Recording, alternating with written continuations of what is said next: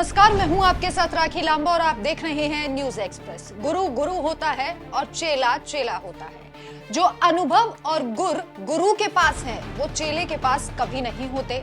इसलिए कहा जाता है कि गुरु से बड़ा जगत में कुछ नहीं होता। राजनीति में भी ठीक ऐसा ही होता है। मध्य प्रदेश में आज चाहे मोहन यादव सीएम हुए, लेकिन राजनीति और मुख्यमंत्री पद का अनुभव शिवराज को उनसे कहीं ज्यादा है।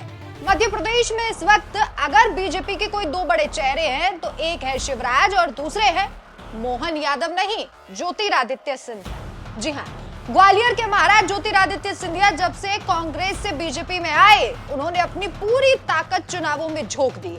अब वो विधानसभा चुनाव हो या फिर लोकसभा चुनाव, और शायद इन दिनों दोनों के चेहरे के कारण ही बीजेपी को लगातार जीत भी नसीब हो रही है। लेकिन क्या आप जानते हैं कि बीजेपी को लगातार मिल रही इस जीत का विपरीत रिजल्ट भी हो सकता है? जी हाँ, कहा यह जा रहा है कि 4 जून के बाद इन दोनों दिग्गजों के चेहरों के बीच वर्चस्व की लड़ाई शुरू हो सकती है। हालांकि राजनीतिक जानकारों का मानना है कि जीत शिवराज की ही होगी, क्योंकि अनुभव भी है और इसके साथ साथ ही जनता के दिलों में प्यार और सम्मान भी।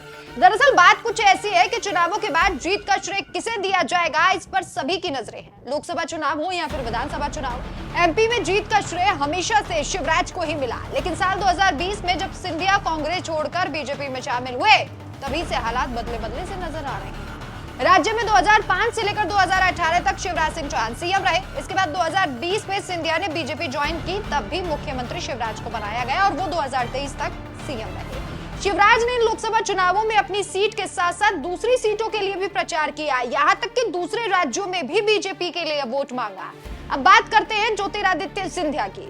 केंद्रीय मंत्री ज्योतिरादित्य सिंधिया देश की राजनीति में बड़ा चेहरा है। भाजपा की केंद्र में बनने वाली लगातार तीसरी सरकार में शिवराज को भी राज्य का प्रतिनिधित्व करने का मौका मिल सकता है, यानी उन्हें केंद्रीय मंत्रिमंडल में अहम जिम्मेदारी मिल सकती है और उसके बाद दोनों इक्वल हो जाएंगे, यानी कि ज्योतिरादित्य सिंधिया भी केंद्रीय मंत्री और शिवराज सिंह चौहान भी केंद्रीय मंत्री। लेकिन कहा जा रहा है कि ऐसे हालातों में शिवराज सिंह चौहान इस बात को चाहेंगे कि एमपी की राजनीति में उनकी पकड़ बरकरार रहे, और इसी के चलते हो सकता है कि शिवराज और सिंधिया के बीच राजनीतिक वर्चस्व की लड़ाई भी देखने को मिले।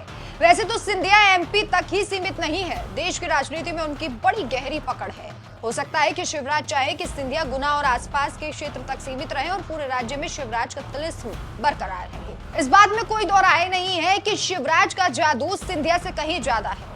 एमपी में ही नहीं बल्कि देश के दूसरे राज्यों में भी शिवराज की डिमांड है।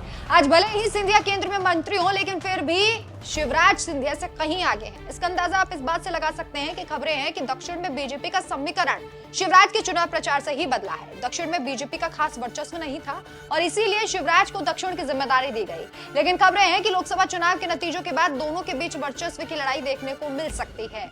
हालांकि दक्षिण में जो वर्चस्व, जो दबदबा अब बीजेपी को देखने को मिल रहा है, वो सिर्फ और सिर्फ शिवराज की देन है, जबकि सिंधिया सिर्फ एमपी तक चुनाव प्रचार के लिए सीमित थे। एमपी में लोग उनको ज्यादा जानते हैं और शिवराज को पूरे देश के अन्य राज्यों में भी लोग चाहते हैं। आपकी क्या राय है? कि आपको भी लगता है कि इस वर्चस्व की लड़ाई में गुरु यानी शिवराज सिंह चौहान की जीत होगी? अपनी राय हमें कमेंट कर जरूर बताएं। नमस्कार।